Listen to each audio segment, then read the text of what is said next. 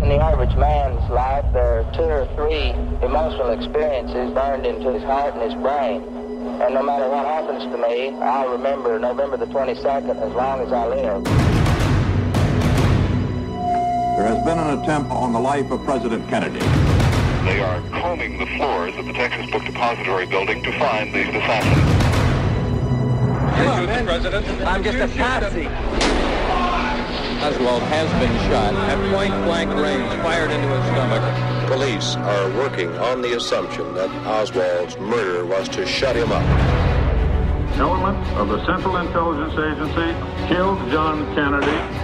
The story has been suppressed. Witnesses have been killed. We have a right to know who killed our president and why he died.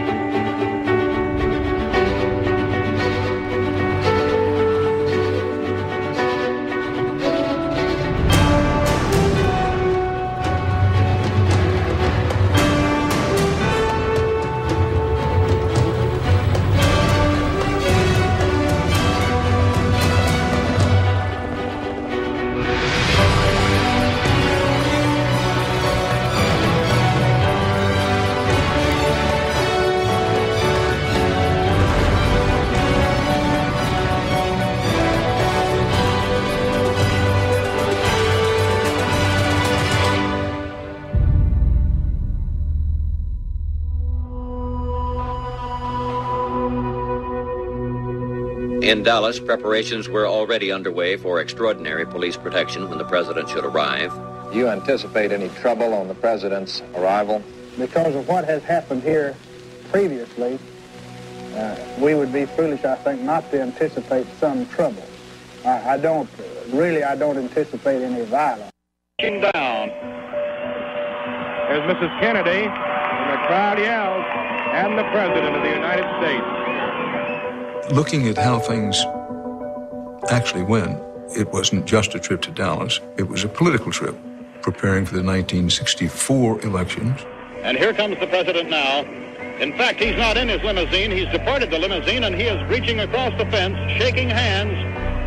In those days, everybody could get a lot closer to the president. I was standing behind Mrs. Kennedy, and I saw a hand reach through the chain-link fence and break off one of the red roses. Thousands of children now swarming, trying to get over the fence. The Dallas police trying to keep them back. This is great for the people and makes the eggshells even thinner for the Secret Service, whose job it is to guard the man. Well, the trip had gone terrifically well in Texas. Pretty hard to write a script for it going any better. Thousands will be on hand for that motorcade now, which will be downtown Dallas. A number of my classmates were gone. They were at the parade. My father had been invited to have lunch with Kennedy at the Trade Center. There was a mood, a climate of excitement. The speech of President Kennedy at the Dallas Trade Mart will be broadcast by 570 Radio. Stay tuned for the President's Dallas speech at the Trade Mart on 570 Radio. Yeah, I'm on a family of one little sheet in the right. Work hard in the daytime. Left is at night, big boss man. Won't you help me when I call? Yeah, big boss man. Won't you help me when I call? Well, you ain't so big. You just tall and that's all. This bulletin just into the KILZ News Terminal. Daylight Dallas, 3 shots were fired at the motorcade of President Kennedy's day in downtown Dallas. Police radios are carrying that the president has been hit. Corcoran Hospital has been advised to stand by for a severe gunshot wound. This is Walter Cronkite in our newsroom, and there has been an attempt on the life of President Kennedy.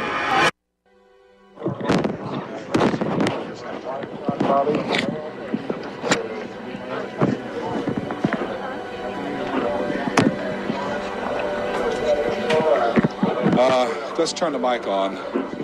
I can't hear you, Johnny. What do you want? You want me to move back a little bit? Is it all right now? Is this all right? Ladies and gentlemen, I'd like to introduce to you the chief cameraman and assistant news director of WFA Television. This is Bert Shipp. Bert, we have brought the people pretty much up to date. Would you tell them exactly what you know as of this point? Well, Jay, I was standing at the Trade Mart waiting his arrival there. All of a sudden, we saw them approaching.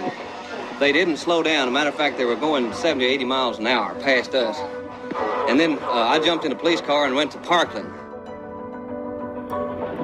These two men come running in. One of them had a large, what appeared to be a machine gun, and they was hollering for stretchers and cots and everything, and the governor, they brought him in first. What happened after this?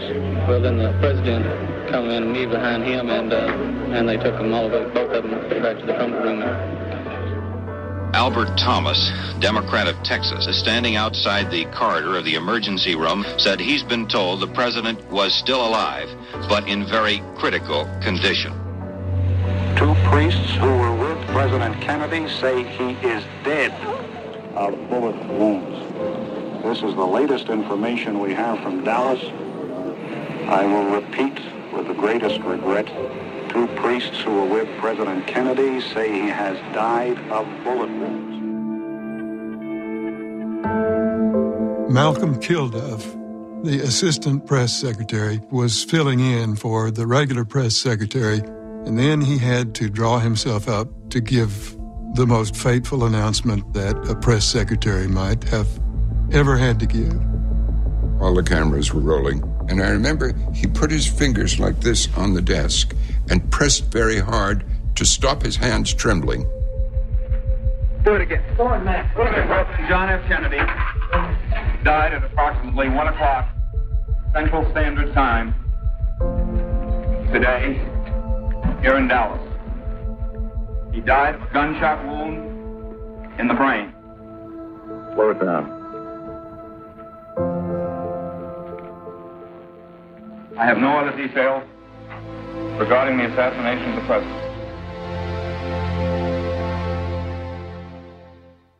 I just can't believe it. I feel like someone in my own family is dead. I just can't believe it. Ma'am? I can't sit up. Like a daze. You don't know what's going on. Why? Why did it happen? Who would have done such a thing is the question. In the first minutes and hours, chaos and confusion was radiating out from the scene itself. It was very pervasive. Secret Service agents thought the gunfire from an automatic weapon fired possibly from a grassy knoll. I saw some police run up this grassy slope. I thought, they're chasing a gunman. I ran with them. I got to the top, looked around. A policeman went over the fence, so I went over the fence too. There was nothing there. The television newsman said that he looked up just after the shot was fired and saw a rifle being withdrawn from a 5th or 6th floor window. It was originally thought that the shots came from in here, and now it's believed that the shots came from this building here. I see police officers running back toward the Texas School Book Depository building. They are going to continue searching in that building for the would-be assassin of the president. The center of downtown Dallas is in a virtual state of siege. They are combing the floors of the Texas Book Depository building in an effort to find the suspected assassin. In the building on the 6th floor, we found an area near a window that had partially been blocked off by boxes of books, and also the 3 spent shells that had apparently been fired from a rifle. Crime Lab Lieutenant J.C. Day just came out of that building with a British .303 rifle. It was a 7.65 Mauser. A high-powered Army or Japanese rifle of .25 caliber. A 30-30 rifle. Much of the first things you hear are going to be wrong. And to some degree, you were constantly trying to separate out what seemed to be a fact. In Dallas, a Dallas policeman just a short while ago was shot and killed while chasing a suspect. J.D. Tippett, a good experienced police officer, was shot 3 times in the chest in the Oak Cliff section of Dallas. Then the manager of a shoe store saw the suspect walk into the Texas Theater. Someone has been arrested in one of the downtown theaters. They don't know if it was the man who shot the policeman or the person who actually shot President Kennedy. This is a picture of him. He probably does not look exactly like this now, after he's been questioned. That's Lee Oswald. The president is shot. Then a police officer is shot. Then someone named Lee Harvey Oswald is arrested. Oswald may be a suspect in the assassination. Who is he? Lee Oswald of Dallas, a former Marine who spent some time in Russia, who at one time had applied for Soviet citizenship. Description that we had of the suspect in Oak Cliff was similar to the description we had and the man we were looking for as the assassin, but at that time we had not been able to connect the two in any way. Now, there will be a great deal of confusion. Mr. Oswald is put through the door. I don't know if you saw him. Oswald lives at 1026 North Beckley. He's an employee of a bookbinding firm in the building which the police and Secret Service men believe the president was shot today. Mrs. Kennedy accompanied the body in an ambulance from the hospital to the airport where it will be flown back to Washington. Lyndon Johnson had ordered that the body be brought immediately to Air Force One, so there was a little tug of war. They almost shook the crucifix off of the top of the coffin as they were trying to get that coffin out of the hospital. Vice President Johnson is expected to be sworn in as president aboard an airliner before flying back to the nation's capital. Johnson wanted to show the American people that the government was functioning without interruption. And also, perhaps, he wanted to show that his predecessor's family bore him no ill will for the assassination. Lyndon Baines Johnson is flying back to Washington to take the reins of government, at which time President Johnson will have to take into his hands the reins of the most powerful nation in the world.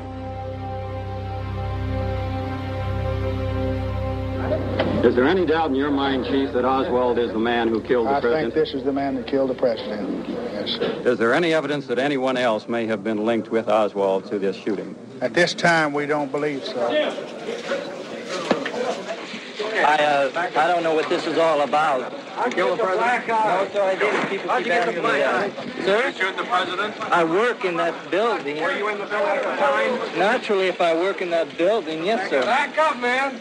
Did you shoot the president? No, they're taking me in because of the fact that I lived in the Soviet Union. I'm just a patsy. The president?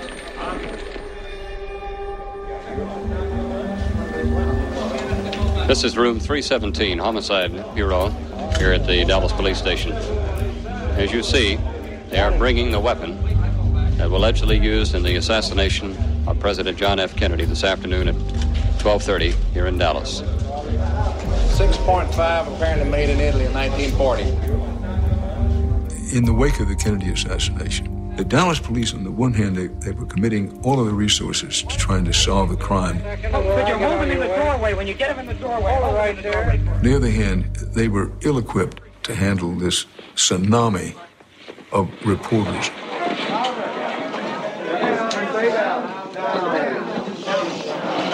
Well, I was questioned by a judge. However, I protested at that time that I was not allowed legal representation. In bringing Oswald out, they were, of course, doing something that you would never see happen today. But they were trying to cooperate with the press with the understanding that there would not be questions shouted at him. Did you kill the president? No, I've not been charged with that. In fact, nobody has said that to me yet. The first thing I heard about it was when the newspaper reporters in the hall asked me that question. You have been. Nobody said what? Sir? You have been. Nobody said what? Okay, we can't hear you there. Okay. What did you do in Russia? Oswald, how did you hurt your eyes? A policeman hit me. At 1:35 this morning, a complaint was read. It charged that, quote, Lee Harvey Oswald did voluntarily and with malice aforethought kill John F. Kennedy by shooting him with a gun, end quote. Following the reading of the complaint, Oswald said, That's ridiculous.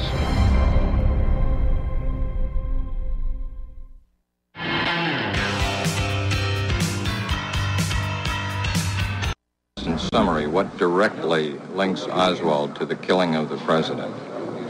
Well, the fact that he was on the floor where the shots were fired from immediately before the shots were fired, the fact that he was seen carrying a package to the building, the fact that...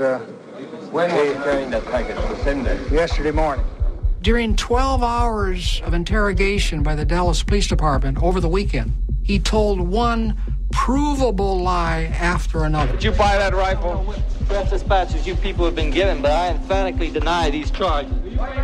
Within a day or so thereafter, when they discovered what a complete nut this guy was, they were satisfied beyond all reasonable doubt that Oswald had acted alone. There's only one thing that I can tell you, without going into the evidence, that this case is cinched, that this man killed the president. And there's no question in my mind about it. We plan to transfer this man, not tonight. You men will be here by no later than 10 o'clock in the morning. Why, that will be early enough for you. Chief, do you have any concern for the safety of your prisoner in view of the high feeling among the people of Dallas over the assassination of the president? No, but precautions will be taken, of course, but I'm not, I don't think that the people will try to take the prisoner away from us. We're standing by awaiting the transfer of Oswald from city jail to county jail. And for that report, here is ABC's Bill Lord at the city jail. Bill, what's the situation? Well, I am presently in the basement of the Dallas Municipal Building, and it is like an armed camp. Police officials are frankly worried. They don't want anything to happen to Oswald. There he is. Here he comes. Now the prisoner wearing a white sweater from his t-shirt. Let me have it. I want it. Being let out by Captain Fritz. There is the prisoner. There is Lee. He's been shot. He's been shot. Lee Oswald has been shot. There's a man with a gun. It's absolute panic. Absolute panic here in the basement of Dallas Police Headquarters. Detectives have their guns drawn. There is no question about it. Oswald has been shot at point-blank range, fired into his stomach. He is shot. He is shot. Oswald. It is Oswald. Was that the man that shot the man, or do you know? That is the man that shot the man. Immediately after the shooting, our only witnesses that we could talk to were other reporters. Where did he go, Pierre? Well, he was here. He just shot there. He just put the gun there. I saw the flash on the black sweater. Oh, yeah, right there. And the guy...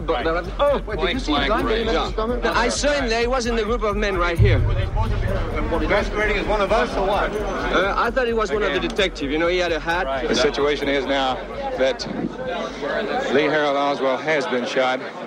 The man who saw the shot fired said it was fired by a man wearing a black hat, a brown coat, a man that everyone down here thought was a Secret Service agent. We can hear sirens outside, and an ambulance apparently is moving down now into the basement. Here comes the ambulance. And Oswald will be removed now. The ambulance is being pulled up in front of us here. Here comes Oswald. He is ashen and unconscious at this time, now being moved in. He's not moving. He's in the ambulance now, and attendants, police are quickly climbing in. The ambulance is leaving Dallas Police Headquarters. Where will he be taken? I'm assuming Parkland Hospital. Parkland Hospital, the irony of ironies, the place where President John F. Kennedy died.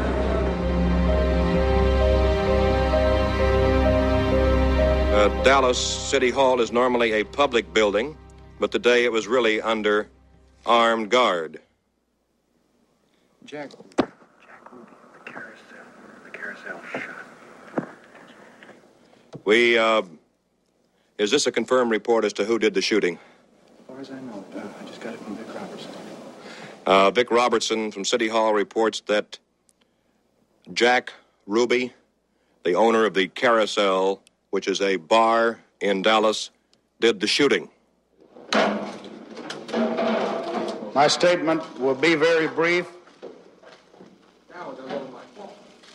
Oswald expired at 1:07 p.m. Died? He died at 1:07 p.m.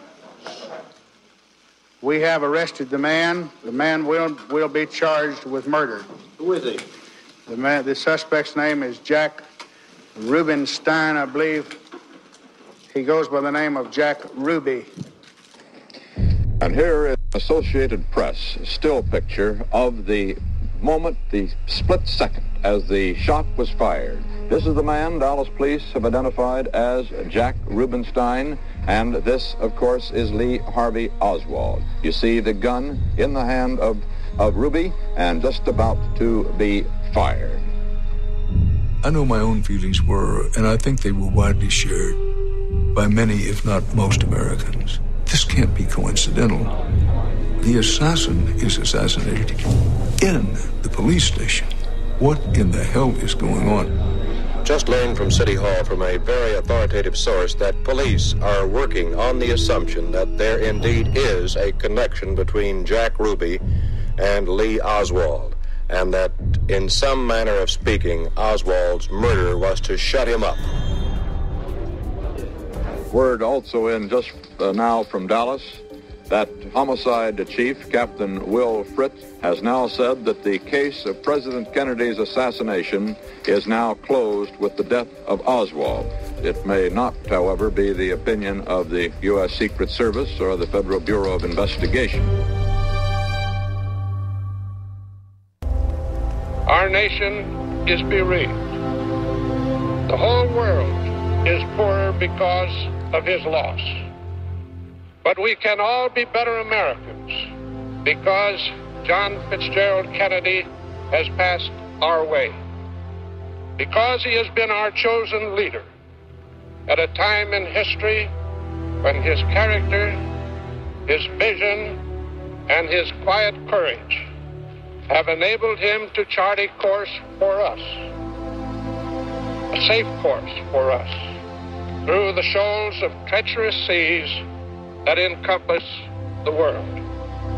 And now that he is relieved of the almost superhuman burden, may he rest in peace.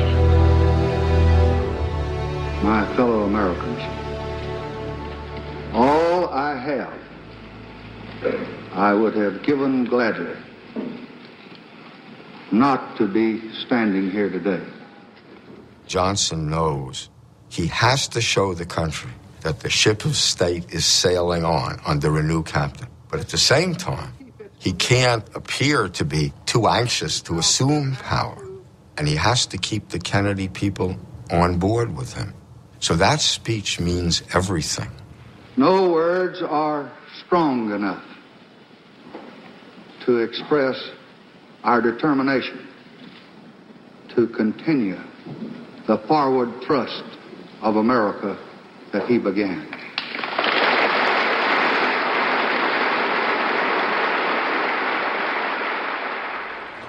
Investigations into all the facts of these last 4 days may not be limited to the state of Texas or the FBI. Some congressmen already have suggested a congressional investigation. Johnson realizes something has to be done. He realizes that he has to appoint a body that the public will respect to look into this. The Warren Commission, appointed Friday night, will investigate and make a report on the murder. As yet, it has said nothing about how it will proceed or when.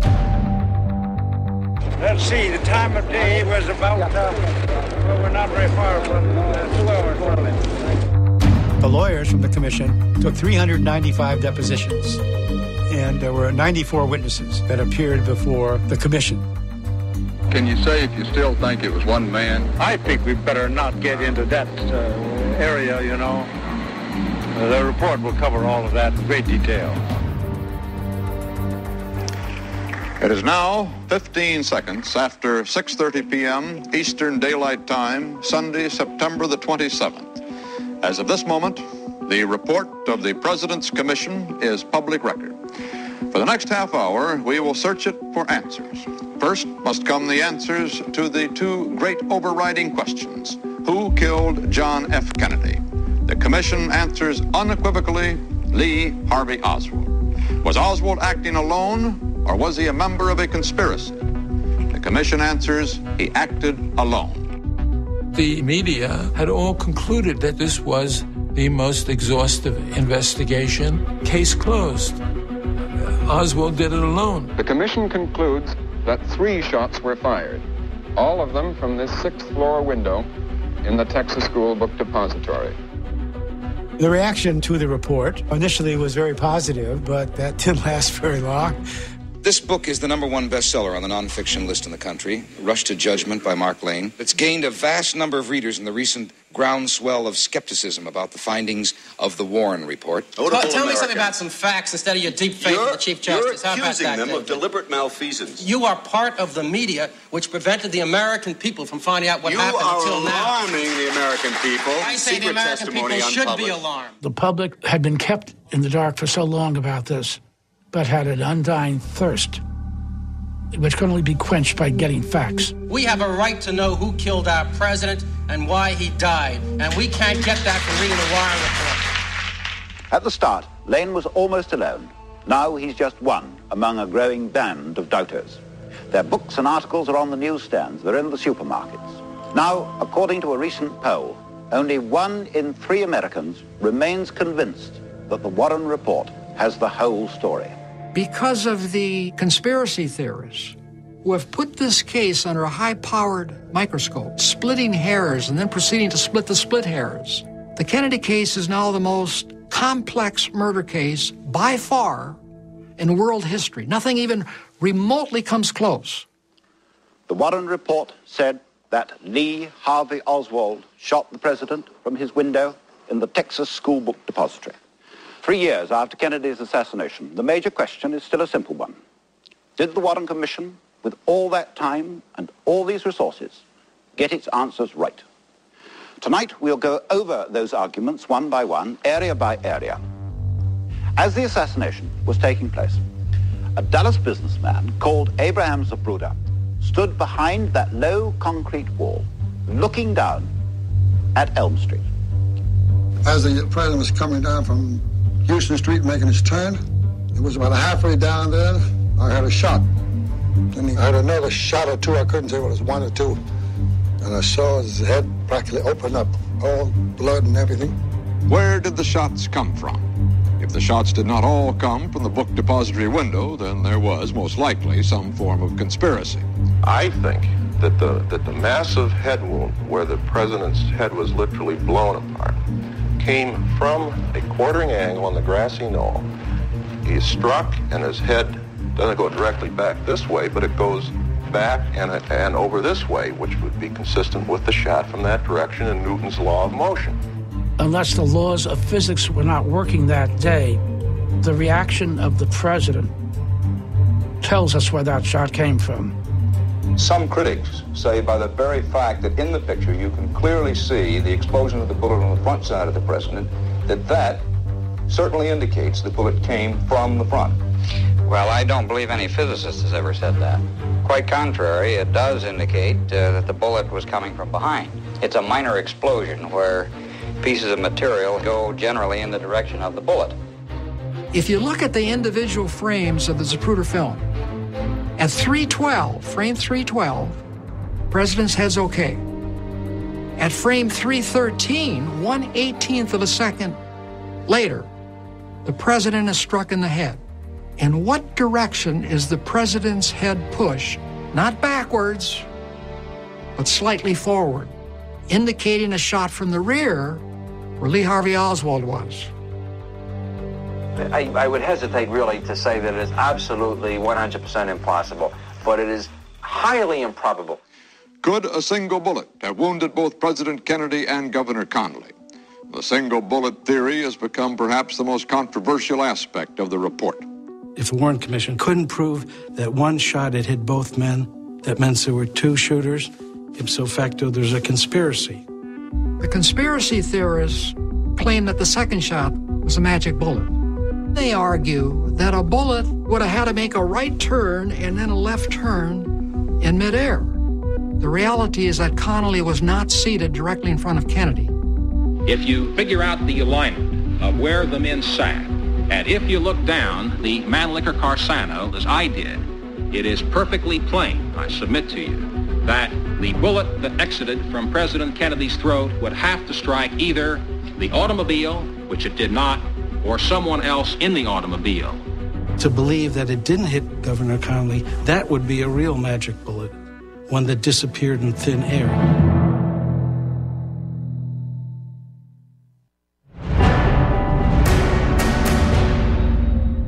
I believe that Jack Ruby was a paid killer to close the mouth of my son, Lee Harvey Oswald. Because Ruby knew people in criminal activities, there was a lot of investigation about a potential conspiracy. Ruby would have been one of the most unlikely and worst hitmen that the mob could ever get. On November the 24th, 1963, Lee Harvey Oswald was supposed to have been transferred at 10 o'clock. At 10 o'clock, the evidence is undisputed that Jack Ruby was at home asleep. The receipt shows that Ruby was sending a money order to one of his strippers from a Western Union office across from the courthouse at 11:17 a.m. We know that at 11:20, 3 minutes later, a block away, Jack Ruby killed Lee Harvey Oswald. The evidence showed that he was down there anywhere from 5 to 15 seconds. 5 to 15 seconds. If this is a hired assassin who is supposed to have some advanced information, he is the world's best timer. Jack Ruby was a police and media groupie. Ruby thought he was our friend. Ruby's act was that of a vigilante. He wanted nothing more to be known, people to flock to his nightclub to shake the hand of the man who killed the president. Do you believe that Lee Harvey Oswald did not shoot President Kennedy? I don't want to get involved in the speculations as to individuals, but I will say that there's no question about the fact that there was a plot and there were a number of individuals involved. In 1967, he announced, "I've solved the case. I found the real assassin."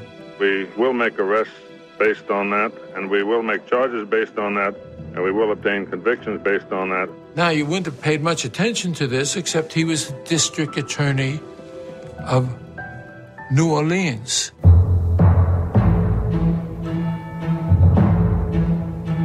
Arrested this evening in the district attorney's office was Clay Shaw, age 54, of 1313 Dauphine Street, New Orleans, Louisiana.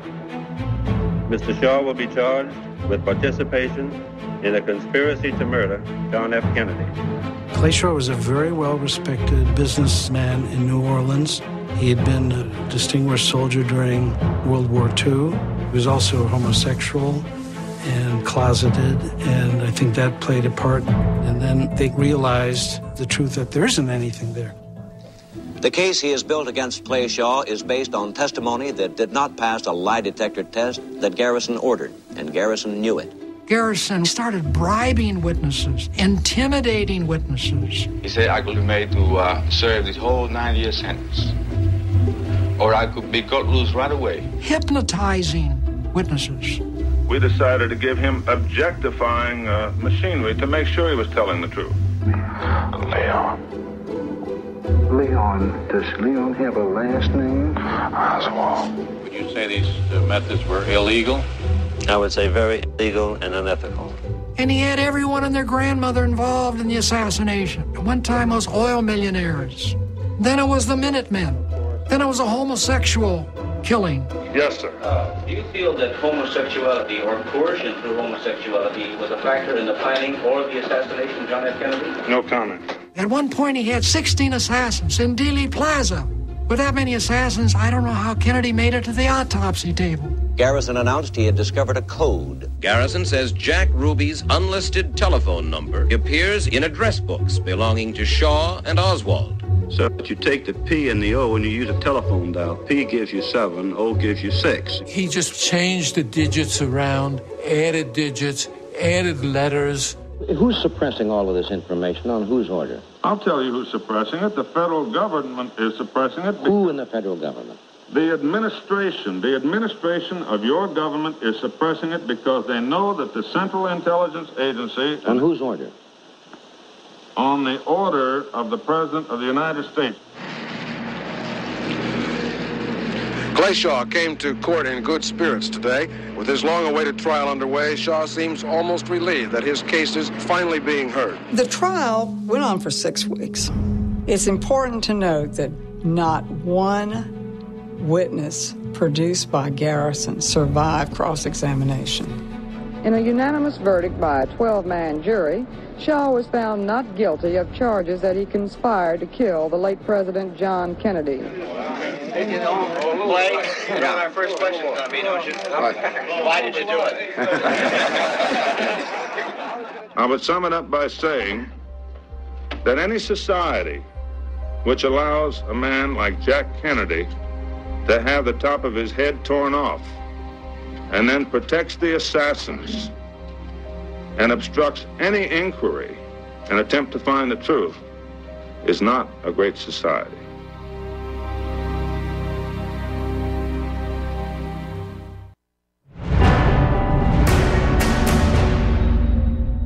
Information concerning the cause of the death of your president has been withheld from you.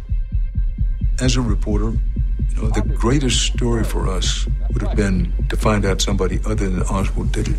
And we tried hard to do that. But at every turn, with the Kennedy assassination, things pointed to Oswald as not only a shooter, but the shooter and the only shooter.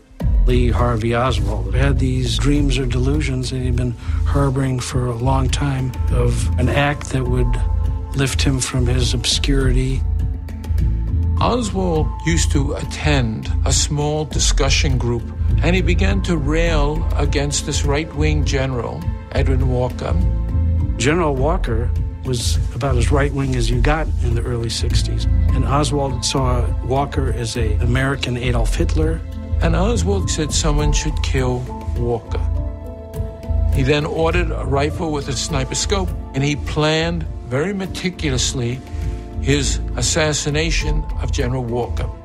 And then he went on the night of the 10th of April, took up his place and shot at General Walker. He was very disappointed to find out that he missed by less than an inch. It shows his ability to plan, who his target was, and that Oswald was capable of violence. I think that was kind of the Rosetta Stone, that if you understood the Walker shooting, you understood that Lee was like a cocked rifle, and he could go off anytime.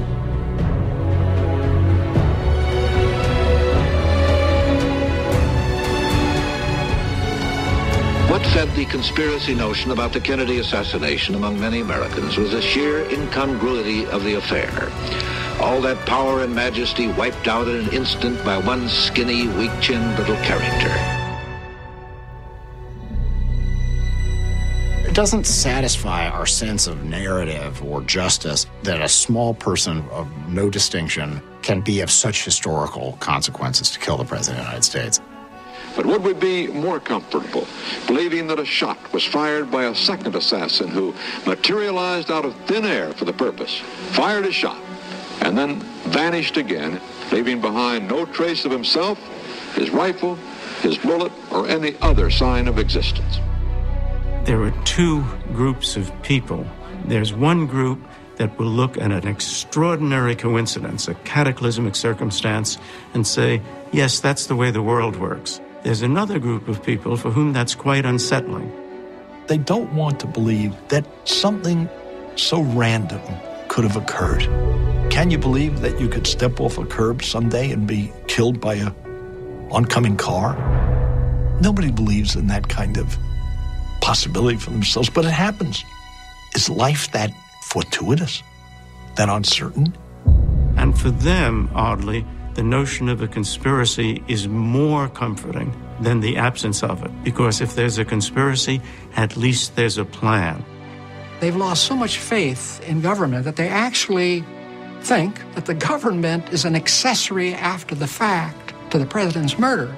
Can't get too much worse than that. The assassination changed the trajectory of the 60s. America was a different place on the day before John F. Kennedy was killed. So when you look at this America as a whole in the 20th century, you look at America in the 60s, you really say that day was the dividing point. I guess in the average man's life, there are 2 or 3 emotional experiences that he doesn't forget because they're burned into his heart and his brain. And no matter what happens to me, I'll remember November the 22nd as long as I live.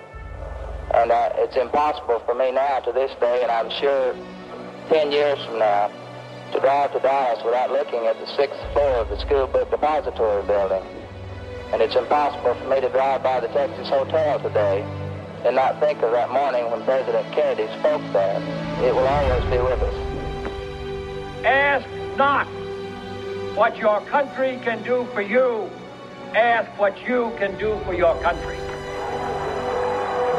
Kennedy's standing hold on the public, I think, will only fade if and when we get another president about whom they feel the same way as they currently feel about Kennedy.